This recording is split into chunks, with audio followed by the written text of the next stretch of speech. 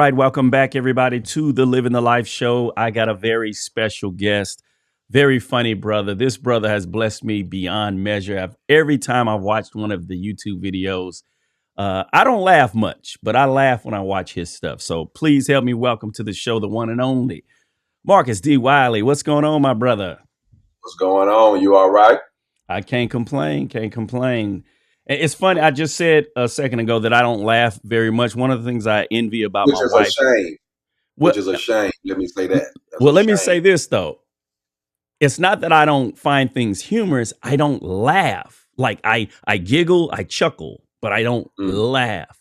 And one of the things Okay. I really admire about my wife, she laughs with all of herself, right? Like it's just freeing, right? But Yeah. I'm sitting here watching before me and you sitting down right now. I'm sitting here watching Marriage is Major Surgery again for like the third Yeah. time. And I promise you, I'm laughing, right? The last time I remember laughing like that was, I don't know if you remember the bit Kevin Hart did where his mom let him cuss at the teacher. That was the Yeah. first time in a long time. Like I fell off the couch laughing at that because it was so funny to me, right? Yeah. So again, I love comedy. I when I drive into work in the morning, I usually put it on YouTube and find a comedian and I listen while I'm driving into work, just so I can be in a good mood. Because I did hear you say that one of the jobs you had when you first started out was a middle school teacher, and that's what I do now. You Okay. said I hated that job, and I Worse. won't say I won't say I hate it, but you know I feel you at times. I feel you for sure. Yeah. All I right, mean, so go ahead. No, I was just saying, when you're a teacher, that's actually a called job. Mm, See, people typically do it because you graduate from college or whatever. It's one of the best jobs to have as it relates to time, days off. You kind of know, so and the pay is, decent, whatever. So it's mhm. cool, but it's really a call job because you got to have love Yeah, yeah, for them kids. yeah. And I knew I wasn't doing elementary. That's out. I barely like my daughter that's in elementary. And then high school at that time when I was teaching, girls was too fast. I was too Mm, young. They was too fast in high school, and yeah. the dudes' mouths was too slick. They act like they couldn't get it. Mm, And then middle school was in between. They want to be baby one day, grown the next day. yeah, yeah. And so I was like, yeah, I'm not called to do this. Yeah, as my dad would say, some was sent and some just went. Huh? You just went Yeah, for a minute. yeah, You know, it's funny because I've taught all the levels. I started in elementary. I taught elementary for 5 years. Then I went to high school for 10 years. And now I've been in middle school for 8 years, I think. So, I mean, I'm okay. almost there. You know, if the Lord You will bless called me, though. That's your get thing. me. Yeah, I'm like, Lord, just give me 7 more years and I'll have 30 and I can retire. Yeah, yeah. That's All right. good. So before we get started, I do like to ask my guests so I get to know them a little better, a few rapid fire questions. Are you ready? I'm ready. All right. What's your favorite candy? Oh, right now I'm gonna have to go with that almond snicker.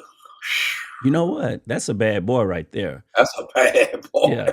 I'm so That glad when my almond. wife bring home candy, I'm like, baby, don't get the almond snicker because she be like, you want to split this with me? I'm thinking split. I want 3 of these. What you mean?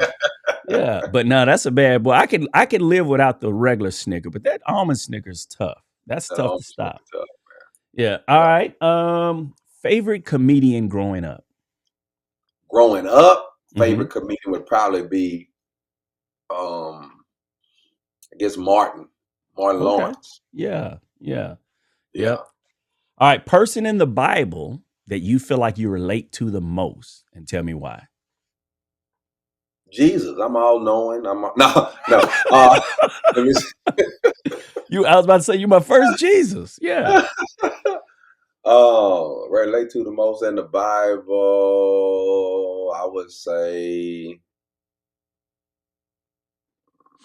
I say Paul. Okay. Tell Yeah, me why. Paul. Because Paul had real good perspective. Paul was, you know, when I try to do right, Mm. wrong You- now. He was just he was just he just let he talk real right, like right. how I like. I feel like that's the way I would That's the way I talk, you know, Listen, in I'm 21st trying to do century. right and evil's right there with And it's me. right there. He ain't Mm, hide it, you know, like right. most Christians try to do. They try to hide that Mm. evil is lurking. Man, as soon as I walk out this house, evil like, hey, what we doing today? Right, right. Hey, you didn't answer your email, you Yeah. know. All right. You only get to eat one thing for the rest of your life. What Yeah. food item are you picking? Chips and salsa.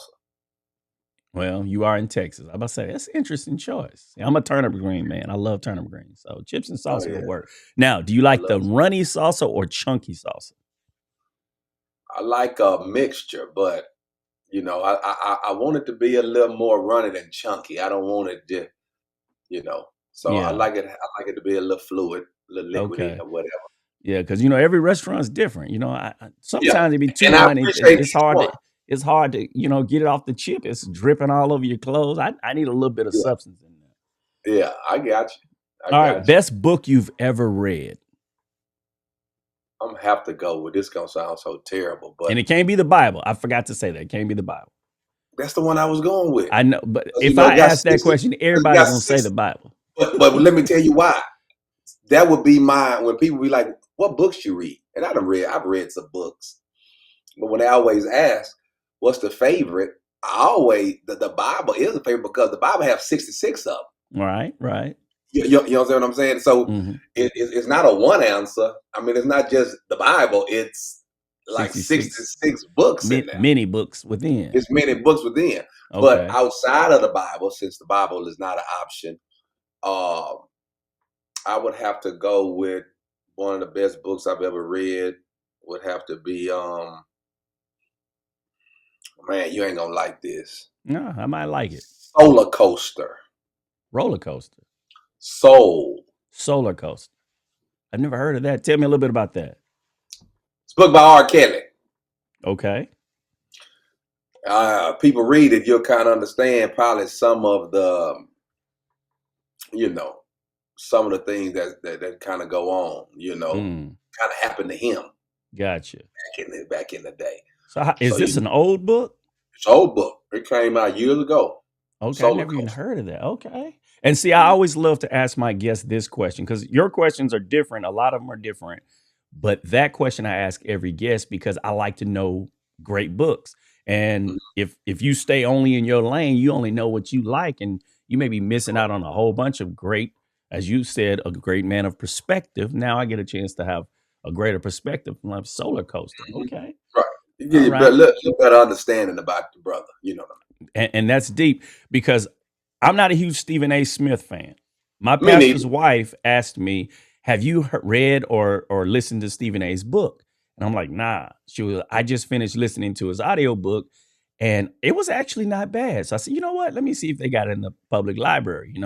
So I Yeah. downloaded. I listened to it, and you can kind of get a better respect for how he is as a man. You know what I mean? Like again, I'm not a fan per se, Right. but I also Right. believe that he's not really who he portrays himself on TV. I think that's just my persona.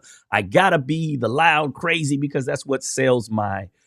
my who I am. But behind Sure. closed doors, he's probably a genuine dude. I just Uh, think that oh, this this is what I gotta show. But I yeah. do love Most that he hates the Cowboys. I do love that. Yeah, most definitely. Yeah, when I say I'm not a fan, you say you're not a fan. I'm not a fan. I'm not a fan of what I'm seeing on TV. Hmm. I don't Yeah. know him. I Right. mean, you know, I probably be real cool with him. You know, Yeah. but yeah, Absolutely. so yeah, Yep. that's it. All right, let me give you one more and then we'll dive into the meat. What's your favorite Bible verse? Or, as you just said, you love the Bible because there's so many books, your favorite book of the Bible? My favorite Bible verse, I think it's in Joel or Joel, however you want to say it. And it may not be. I done forgot more Bible than these new Christians know. But it's where God says He's married to the backslider. Mm, Yeah, mm. that's Now, like a. how did that become your favorite verse? Do you remember? Like, were you in a Mhm. season or something happened to where that verse just spoke to you like that? Yeah, I think when I was working on marriage major surgery, um, as well as my special before that, Grown, Great, Forgiven, because I was kind of writing them simultaneous at the same time. And it says when I saw it, I'm married to the backslider. I was like, dang. So that means he hooked up with the sinner, Mm, not because the sinner was perfect. He married somebody that he knew was flawed, mm, that he knew had issues, that he yeah. knew he was gonna have to probably forgive for the rest of his life. Mm, You know what I'm saying? And so that's cold. That's a cold piece of work right there. man. We try to marry somebody that's not gonna let us down, Right. that's not gonna disappoint us, that's not gonna do that. And he married somebody who he know, Yeah. man, ain't got it together at all. Man, it's funny. You mentioned Joel, but I think about, like, in the Bible they call them major prophets, minor prophets. Minor Mhm. meaning not that they're not important, but they're Sure. shorter books. They're not Sure, as the books. known. And Mhm. one of the minor prophets is Hosea. And when you learn about his story, that Mhm. God told him who to marry, Who to right? marry. And this Yeah. is what blows people's mind, or at least it blows my mind, how awesome God is. Mhm. People say, well, the Lord told me that's going to be my wife, but then you can't Yeah. wait to get rid of them 3 weeks Yeah. later. But God told him exactly who to marry, Yep. but he tells him to marry a prostitute, not an ex prostitute, but a prostitute, right? Yeah. So he marries a woman that's a harlot, a prostitute, and Mhm. then she's fine for a while, but then she longs to be back in the streets, back in her old ways. Yeah. And she leaves him, which Yeah. for all of us, as you call them, new Christians, that's my Mhm. grounds for that's a easy grounds for Oh, divorce. that, Like, yeah. thank you. You got I'm an out. out now. Mhm. So God doesn't just go, all right, you tried, you did what I asked you. He says, go back and get her. What? That just blows your mind that God would say, go Yeah. back and get her. But he uses Hosea's testimony, his life, as an emblem or as a picture for all of us Yeah. in how he deals with us. Sure. You cheated on me. You done left me and went back to the world so many times. And yet I Yeah. keep coming to get you from your drama, Keep your coming. mess, and come back Yeah. home. So to me, I love that. And I love that verse as well. My favorite verse, in case you want to steal it one day, is John Okay. 16:33. So I Mhm. ain't going to tell you what it says. That'll be your motivation to look it up later on. John Okay. 16:33. All right, let's jump into the meat. So I got a few questions for you. All right. So in a moment, the questions will pop on the screen and then we will just discuss them one by one.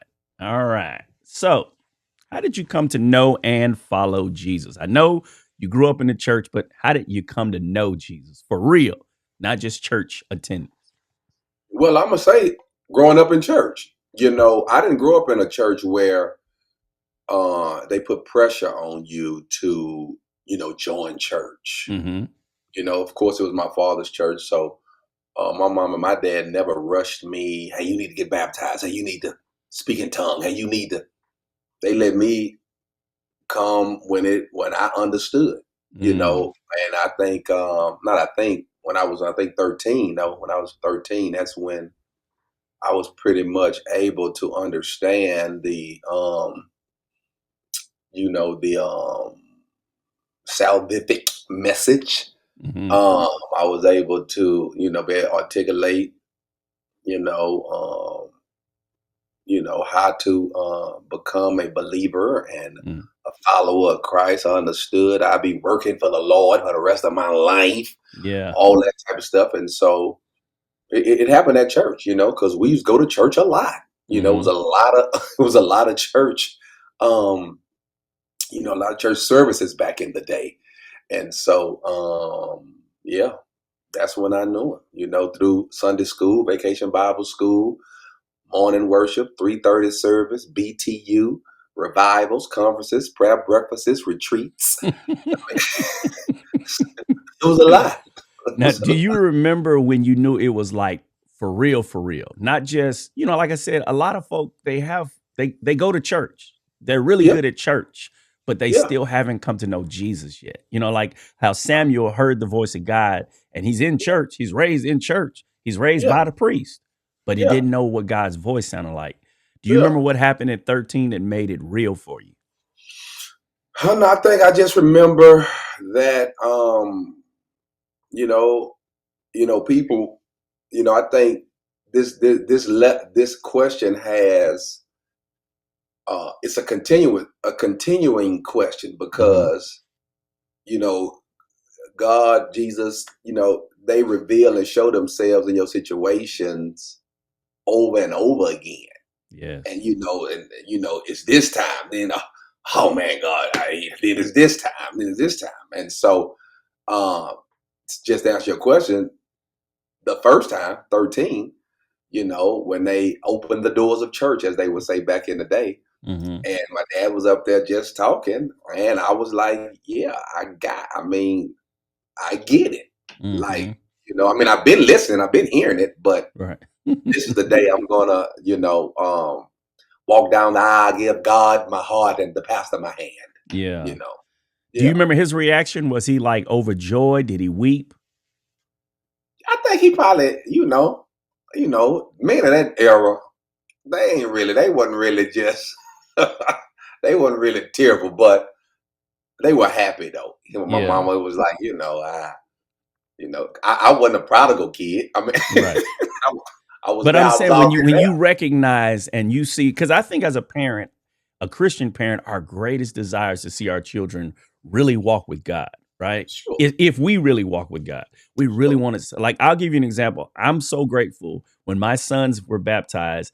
I'm up in the sound room, I'm upstairs crying, dude. I'm like, Yeah, dry it up. I know as soon yeah, as church is over, I got to go down and see everybody. My eyes will still be red, yeah, but I'm like weeping with joy yeah, because this is the start yeah, of the greatest decision of your life. And I'm praying that, again, like I've always prayed over my sons, that it won't just be what we do, it's who we are.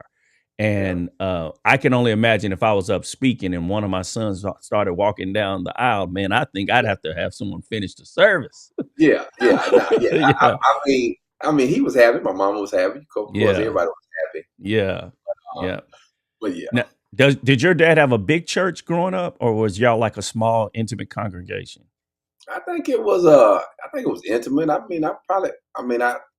What big now is relative. I think back in the day, we probably seeing anywhere between 400 to 500 people a Sunday. Okay, well, yeah, no, that's a big church to me. Yeah, Okay, well, yeah, yeah. Yeah. So, yeah. Oh, that's wonderful. That's wonderful, and I'm sure everybody was celebrating. Then they see the pastor's son come down, or a few of them wanted to elbow you. I'm sure because you know how we get the rap as the preacher's kids. already. All right, here's your next one.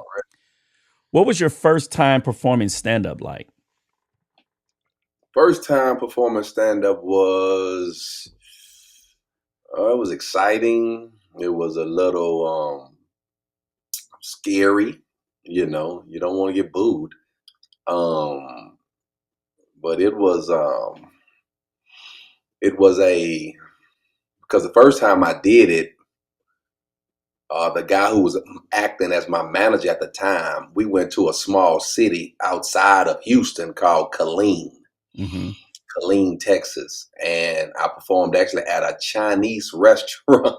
they s- they set up a show there, and so because his thing was let's do that, let's do it there in case you bomb, Mm. nobody'll never know. And so we went there and did it, and like I say, I was nervous. I was a little scared, but I was excited too. Hmm. I'm very interested to see, and then and so yeah, and then that was the determining factor if I was to proceed, and so it turned out I.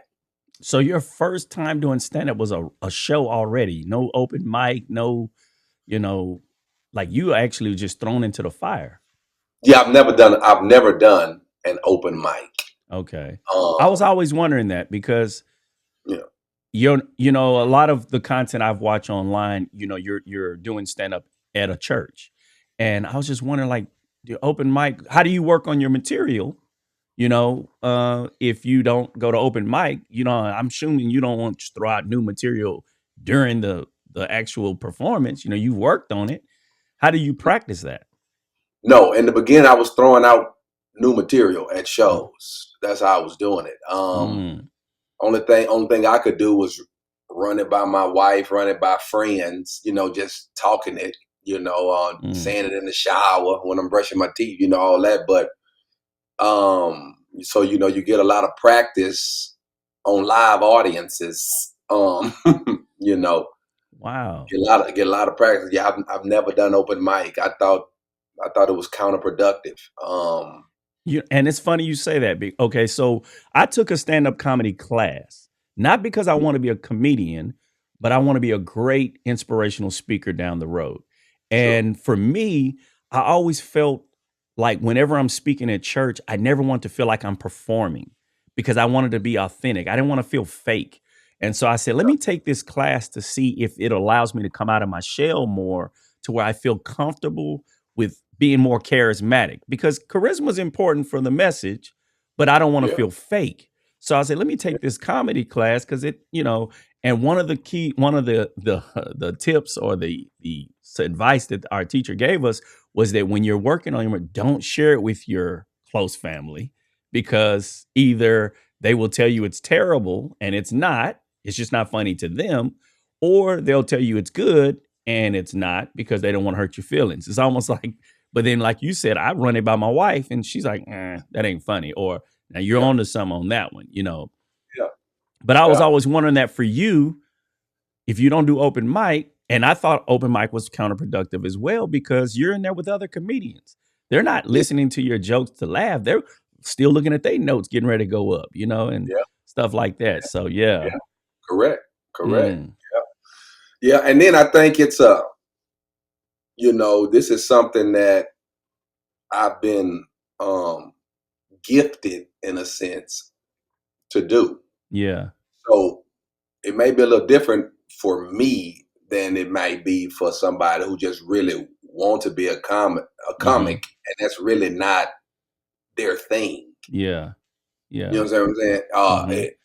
It became, I don't want to say it's easy because it's work, but I was able to get it and kind of get my style, what I wanted to do.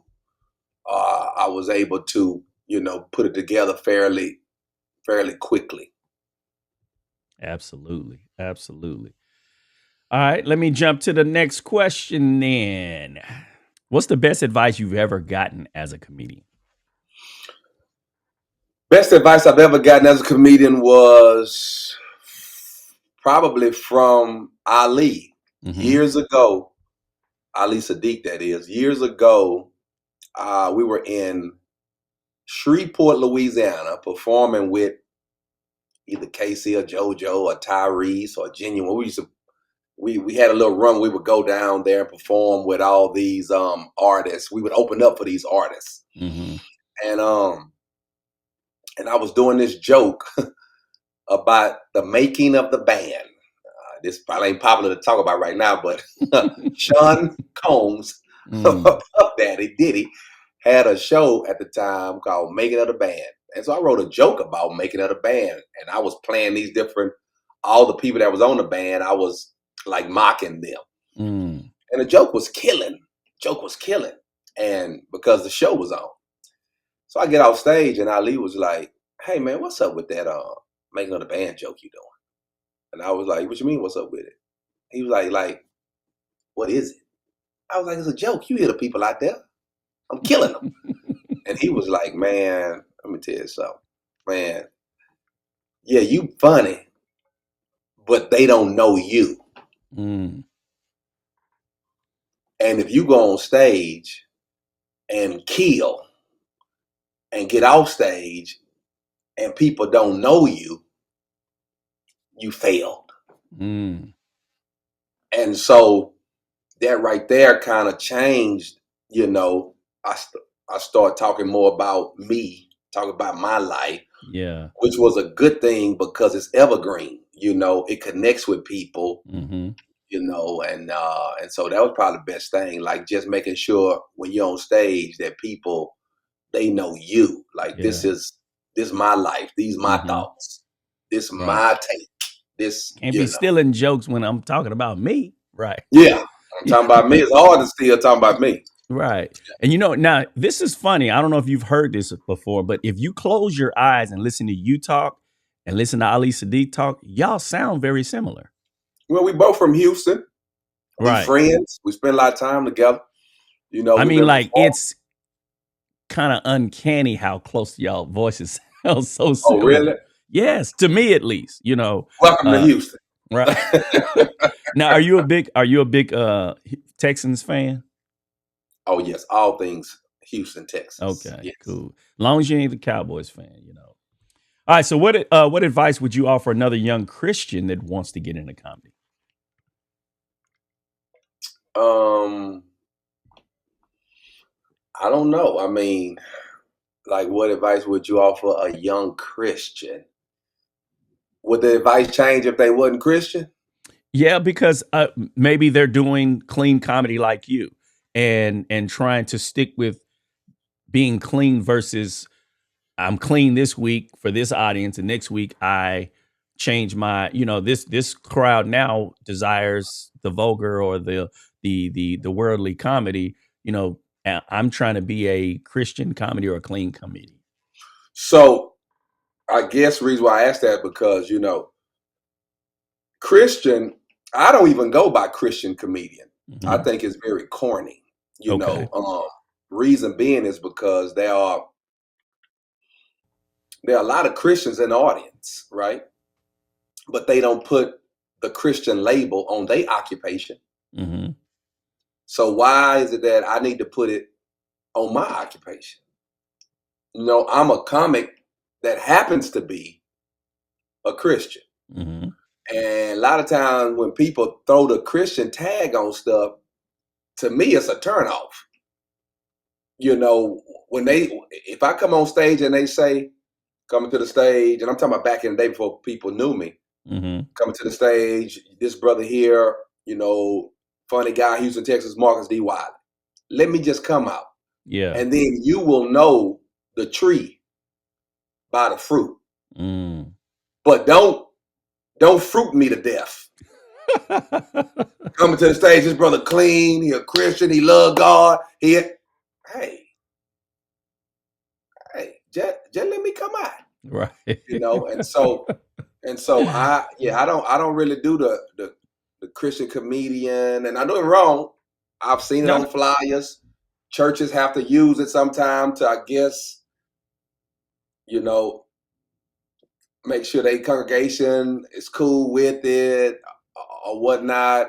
And I'm cool with it. If that's what it takes for you to give me a check, I'm a Christian comedian. But my preference, I'm just a comic. I'm a Yeah. comedian. Yeah. Happens to be a Christian. It Yeah. ain't no Christian pest control company. We only kill save roaches. I mean, Or demonic. We let the save roaches live now. Come yeah. on, we can't kill the save roaches. I'm just Yeah. saying. Yeah. We gotta let them save roaches live. Yeah. All right. Oh, How do you come up with your material? Well, we just discussed that. It's through your life, right? yeah. Wake up Wake up. and It's pay there. attention. But things about it's about paying attention. That's the biggest thing. And then having um, perspective, you know, on things. That's how the material for me, that's how it is it's birthed. Hmm. Like right now, working on rehab after surgery, people got to go to rehab.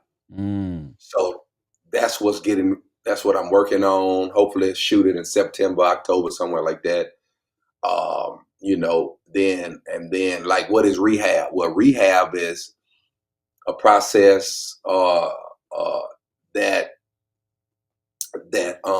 where you regain, maintain, and or improve the body after surgery. Hmm. So now I take those things: regain, maintain, improve. Now I live. Well, how did me and my wife regain? What happened that we had to regain? Maybe trust. We had to regain this, regain. Then I put the stories together. Mm. Maintain. How are we maintaining now? Well, how do we maintain? Well, when we watch shows together, we do XYZ. We got goals. How do we? You know what I'm saying? And Yeah. that's how Yeah. I formulate material. That's how my jokes Wow. go. Yeah. You know what I'm Now, do saying? you have like a big board at the house, like the FBI when they looking for the suspects? It's like boom, boom, boom, boom, boom. I have it at my office, but I put it on paper first. I just put regain. I write all the Yeah. stuff on regain. Maintain. Yeah. I was on maintain. And then You ever see be what works. driving in traffic and a joke or a thought pops in your head, you grab your phone and have to speak it in there real quick? Or I do you need to be. remember it? That's what I'm getting ready to say. I used to be able to remember everything. Yeah, Now man. I need to. I got it. If a thought come, man, I gotta jot it down. I gotta do something because I'm gonna forget it. Yeah. It's funny because like again, after I took the class, the graduation was we did a showcase, and I did my comedy and I did well, but I didn't one open mic since then. And I think the only reason I did it is because I wanted to keep fighting I hate even using the term stage fright, right? Because when I speak for the Lord, I never feel scared up there. I feel great. That's what I love doing. But I guess because this is not something I'm comfortable with yet as it relates to comedy, I still felt real nervous with that. And I'm like, part of me wants to do it again, only to keep fighting that nervousness. But it's crazy. Like everywhere I go, another joke will pop in my head, just like, um, you know, like you said, keeping your eyes open as a Christian, the Lord shows me stuff through everything, a billboard, and he speaks a message into my heart. The way my son got up this morning, how slow he was or whatever, he'll speak a message to my heart. So I'm assuming it's the same way for you as it relates to comedy. Boom, boom, boom. And like, I'm loving the idea of rehab now, right? I'm thinking about that myself. I'm going through PT right now. All right. Let's see. Do you have a favorite joke or bit that you've written? A favorite joke or bit that I've written, man. I like them all. I mean, I don't really have, because every time I think, oh, this project is the one, Yeah. then here comes another one. Yeah. It's projects that I've done in the past that I'm really looking at redoing them Mm-hmm. because now that I have more of a following, or not a more following. Let me rephrase that. Now that I have a newer following, Yeah. because I've been working for years, but I've just been in churches. Mm-hmm. What Marriage is Major Surgery was able to do was to take me out of the church and put me now kind of like on the mainstream. So I kind of Yeah. have new people now. And a lot of those new people don't know a lot of this old material that Yeah. I thought was great. Priceless. Priceless. Yeah. Yeah. And I just Uh-huh. need to repackage it and do it again. So Yeah. yeah. Yeah. It's before I reached out to you to ask you to be on the podcast, I was watching one of your stand-ups and I used a clip of it for a Bible study. I was teaching them about what it means to live holy. And you were doing the joke about how when you were in college and you were like, I'm smoking today. I'm I'm smoking smoking today. today. and you gave the statement you made was that holy doesn't mean separate, it means being set apart. Right. And so I use that to drive home the point. We might not be able to remain separated from the world that we're in. We're in the world, but not of the world. Sure. So, and God, how can we encourage someone to surrender their hearts to God if He doesn't put us in their presence? You got some folks, I ain't dealing with nobody that lives like that. Well, how would they ever know they can change Yeah. except God sends someone like you, Yeah. right? Someone to shine your light. But if your Right. heart is filled with hatred toward the person that deals with this particular sin, Yeah. how would they know that there's a God of love that wants them to come out of that sin? You know? Yeah. And so I use that statement or that little segment about when you were in college and it went around to everybody that came to you, and then your friend was like, "What are you doing?" Yeah. Right? It's just which again shows us, like you said, the tree is known by the fruit it bears. They Yeah. are watching us. And Yeah. maybe they kind of want to surrender, but if we go ahead and give in and do what they do, they're never going to want to surrender to God if what we do looks the same exact way, you know. Sure. Yeah, Sure. I loved it. I loved it. Mhm. Do you ever have trouble turning the funny off? Not at all. Now that's one thing. You need to ask my wife this question. Uh, that's one thing about me. When I'm off stage, I'm off. Okay. Uh, yeah, I'm not trying to be funny. everywhere I go Mm-hmm. and all this here. And and I even had to like, because my wife used to say back in the day, she come home. I mean, I would come home and I would be like, "Hey, I'm off." Mm. Like, but my wife like, "Hey, but we want entertainment too." My wife want entertainment. The kids, they want, and it's like, "Hey, man," I used to be like, "Bro, I just did that. Here go the checks. Hey, I'm chilling." And Right. so, but I definitely don't have a problem turning it off. Yeah. I turn it And I off. guess the vision I had for this question was, you mentioned your wife, just like she say something and then your comeback is always comical and like, look, baby, I don't need the comedian husband right now. I need the other husband. It's Yeah. like, I can't help it. It's just the comebacks are gonna be witty. I'm just gonna always have something to say that's funny, you know. Oh, now that I think yes, Okay. but but but that's not trying to be funny. Like Right, I'm that's what I'm saying. Like it's just like like it's just who I am. yeah, I'm gonna find the humor in everything. yeah. Now I definitely find the human and everything and all that, but I'm saying, but I'm not just trying to. You ain't coming home doing everybody come in the living room. I got two more jokes Yeah, for I y'all. ain't Nothing doing like no no, bit no, and no. no. Like I'll give you an example. Like I said, I've been a teacher for 23 years, and I remember one day my wife looked at me and she goes, "Baby, I'm not one of them kids." And I'm like, Yeah, "What do you mean?" It's as a teacher, you're like always teaching. It's like stop. yeah, I don't need you to yeah, teach me. yeah. Don't teach You me. teach Yeah, Monday through Friday. And I'm yeah. like, all right, let me step back from being teacher. So yeah, that's what I meant by do you have trouble turning the funny off? It's like, I got man, she said wash the dishes and I'd made a joke about the suds. And you. I'm Yeah, like, yeah, oh, she's like, if you don't stop trying to crack jokes and just wash them dishes. no, yeah.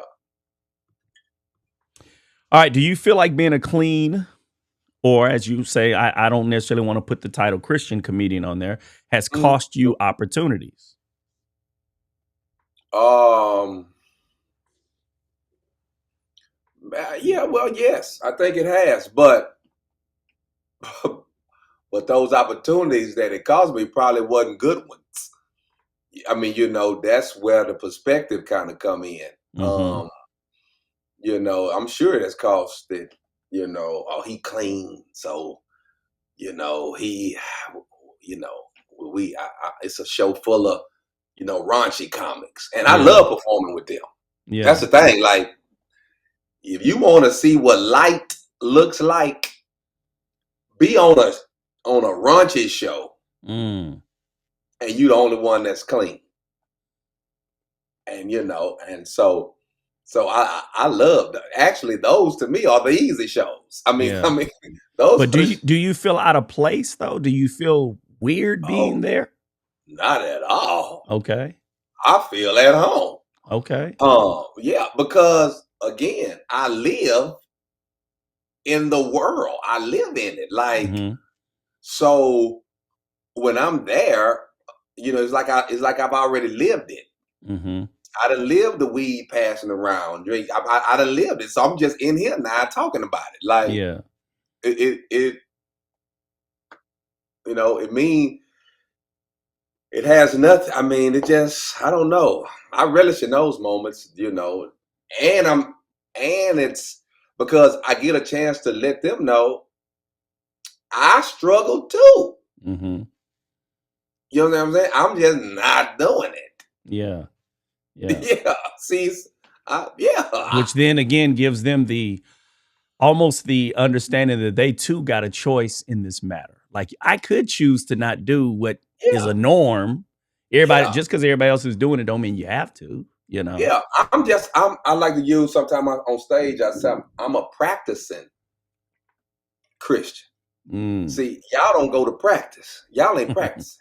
Y'all Practice. Christians too. Y'all You just talking about ain't practicing. practice? You talking about practice, Yeah. man. Y'all talking about You ain't practice, talking right? about the game. Yeah. I'm practicing. I'm trying. Like, I know how to cuss. Yeah, you don't Mhm. think I know how to cuss? Shoot, but I'm practicing. I'm trying not to cuss. Yeah, yeah, Yeah. So absolutely. that's just what it is. Yeah, yeah.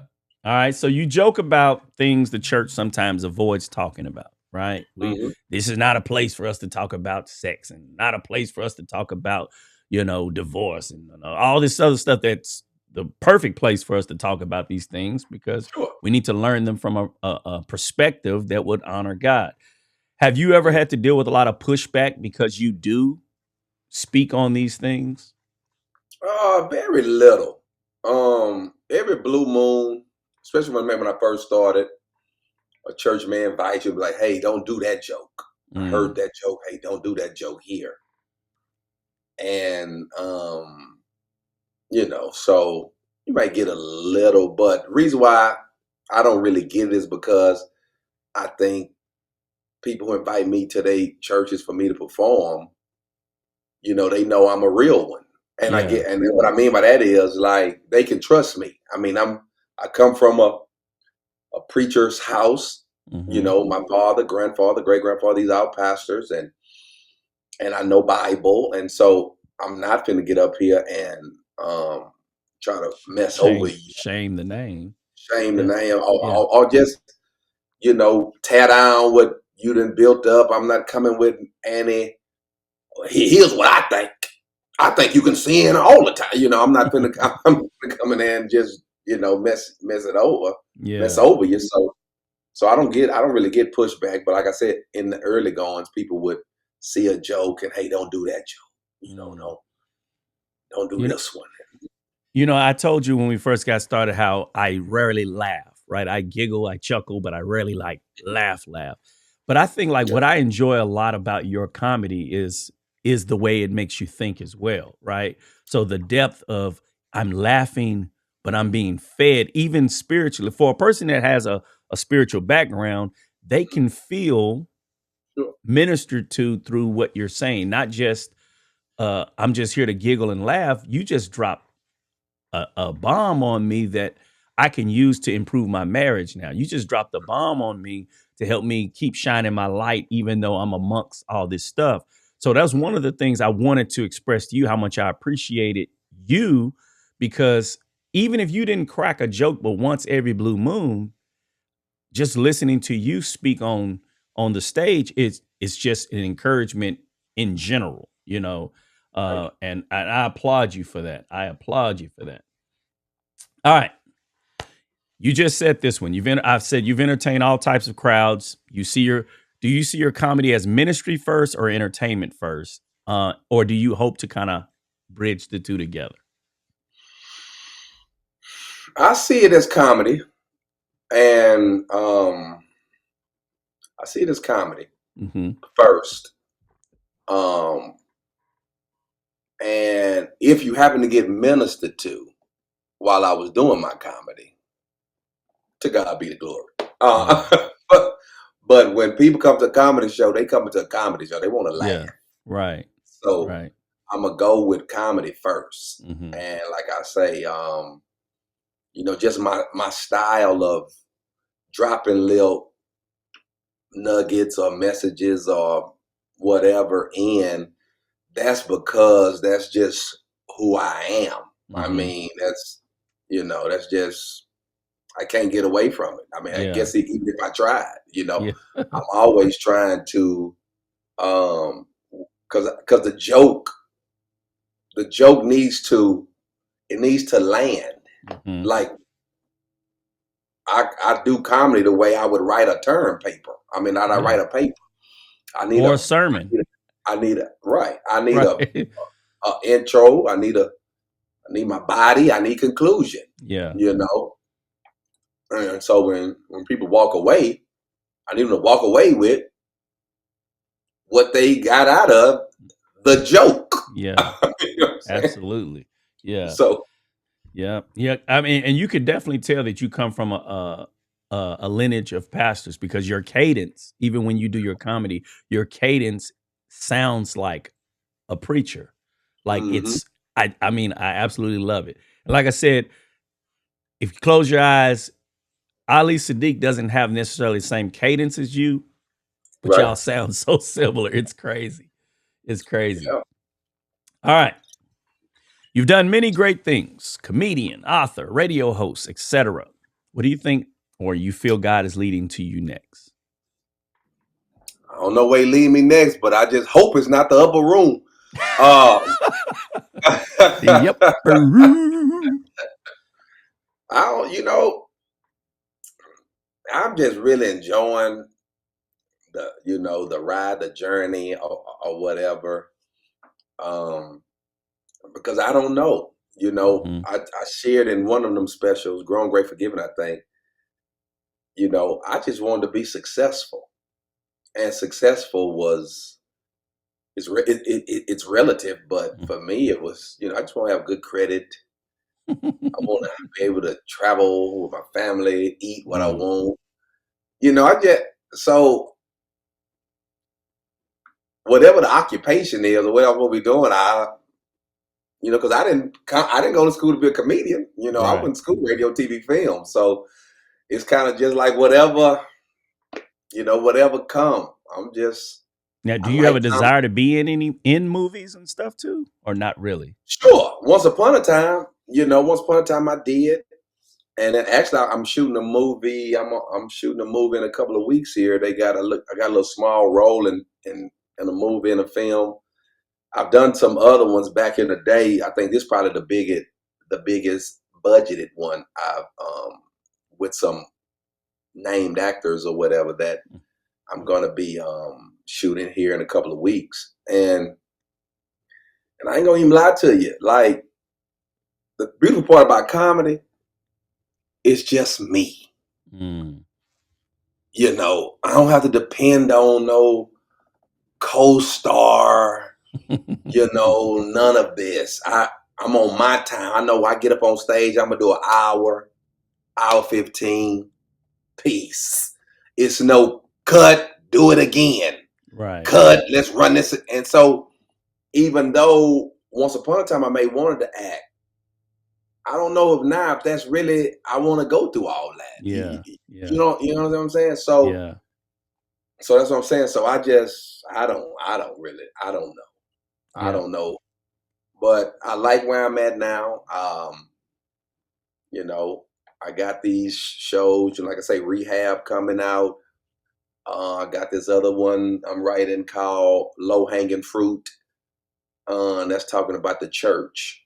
Um, Mm. it was called Hurt Church. That's what I was calling it first. There's a Mm. lot of people that's church hurt, Yeah. but I believe the church should be hurt. And so, but I don't know if you put the name Hurt Church, if it's gonna have the same effect as Low Hanging Fruit.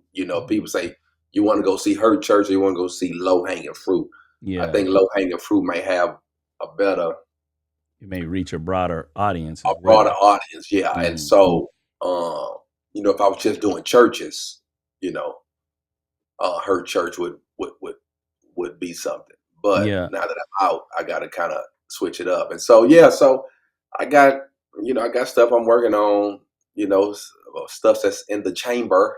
Hmm. And It's funny you mentioned about the church too, and I want you to share with me a little bit about your book in a second too. Uh, One of your bits that I really love too, and I can't remember which video I saw it on, but you was talking about how your friend took you to the tailgate for the Texans game, and you broke yeah, down how those communities is how the church should be, right? And it was again such a beautiful portrayal of acceptance, of taking people in. These people can't wait to go to the game because of all these things. They ain't even worry about the game. They want to enjoy the fellowship that's happening outside the stadium. And sure. it was just a beautiful image of how we should be as the church. And yeah, I'm telling you, like I said, I'm a huge fan of comedy, and I was so grateful. The first video of yours I stumbled upon and I watched it. And then you know how the YouTube does, it starts sending you more and more. Oh, you watched that whole thing. Well, I'm gonna send you another one then. And I watched it. And then I Yeah, was like, let me subscribe to this brother because I enjoy and I love clean comedy too, you know. yeah.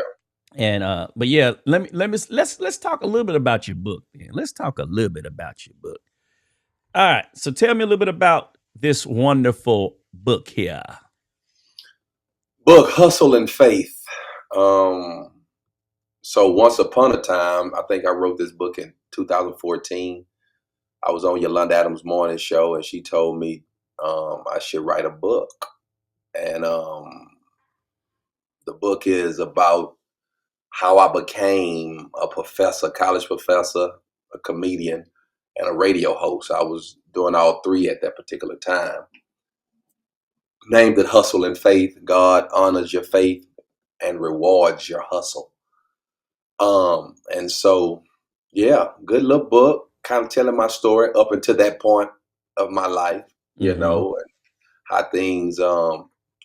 things came together, and it was dope. And so it's time for a new one.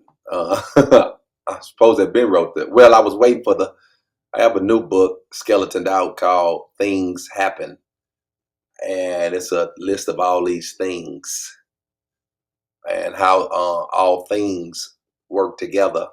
Mm. I use all these things verses for each chapter, and I was waiting for the last big thing. And I think the last big thing to me is marriage is major surgery. And so I'm trying to put it together all right now. But I yeah, love it. I love it. So, again, I'm like you. Well, I can't say I'm like you because you good at it, but I have trouble turning the funny off. So when you said faith and hustle, my brain went to hustle and flow. So I was gonna yeah. say, did you use the word Maine in this book a lot? Hey, Maine, come on, Maine. Come on, They don't man. say Come Maine on. in Houston, do they? Yeah, they said. Oh, they say Maine. Yeah, we the Oh, real South. I mean, that right. everybody that's up what we consider north, they think they south. Well, I truly appreciate you. Before we sign out, I always love to ask every one of my guests the same question as we leave. And that is, who is the person that has lived like Jesus in front of you in such a way that inspires you to live the life that honors God? The title of my podcast is the Living the Life Show. And so we Mhm. want to always give a shout out and show honor to the persons that has shown their light in such a way that it forces us to shine our light. So, who's that one person in your life that you would show honor to? Man, that's so many people. I know That's this is a struggle for a lot of folks. Yeah, 'cause I mean, I hang with these people. These people Right. I hang with. So that's a tough one. They see this, you ain't mention me. Right. Uh, We'll but throw them as honorable mentions. but the person that has lived like Jesus and inspired me to live like that of God, I'm gonna have to go with Yolanda Adams. When I was on the Yolanda Adams Morning Show for 15 years, um, I had opportunity to work with Miss Adams. Man, and she taught me so much, because she was already in the business. She was already a mega star, and so all the stuff that she deposited and downloaded, you know, I was able to use and build my little career and whatnot. But this is what Yolanda told me, and I always remember this. Yolanda said, "God is my PR." Right? That's what she like. They be like, "Who your PR?" Your public relations person, and she say, "God." Right? She was like, "God handles everything. All Yeah. I do is serve and honor Him, and He handles everything." That's And powerful. and, and that's how she lived. I mean, Mm. and man, that phone would just ring. I mean, her phone. We want you to work at the White House. We want you to sing at the White House. We want you to sing at a casino. We want you to da da da. And I'd be like, she'd be like, God, Mm. God do all that. And I'd be like, woo, hoo, hoo, hoo. And so I've Could always took could you that. tell the Lord to answer my call when I'm Yes, yes. Tell him I know you. And Yeah. so, yeah, That's yeah, beautiful. That is beautiful. Yeah, because a lot of time, especially with you coming from a lineage of pastors, I've had guests on that their dad or granddad was a pastor, and it seems like sure. it's dad, it's mom, Right. but I've never had a chance to interview someone has connections to I don't know if you call celebrity, but celebrity, You're a so celebrity. celebrity status. So I could definitely see how Yolanda Adams could definitely be the one Hey, who has shined that light. So shout yeah. out to Yolanda Adams for being a wonderful, wonderful light, a guide. And because of that, this brother here is shining his light. So we thank God for you. And prayerfully, one day you and I will be the reasons why somebody's shining their light. Yes, sir. So again, I want to thank you so much for blessing me with this time. And it's been an honor. It's been a joy getting to know you a little bit better. Yes, sir. I appreciate you. Thanks for having me on Living the Lie. No problem. No problem. All right, everybody, you heard it here. You heard it here. I know you were blessed. I know you chuckled, you giggled. You might have even laughed out loud. I pray that you guys will take some time and go check out all of the content that Brother Marcus D. Wiley has online. Check him out at marcusdwiley.com. You will be blessed. I promise you that. And then share the stuff that you come into contact with, because you want to make sure you encourage many others on their journey as well. All right. You know what you got to do. Watch it, share it, and live it. Now let's get busy living the life. God bless you.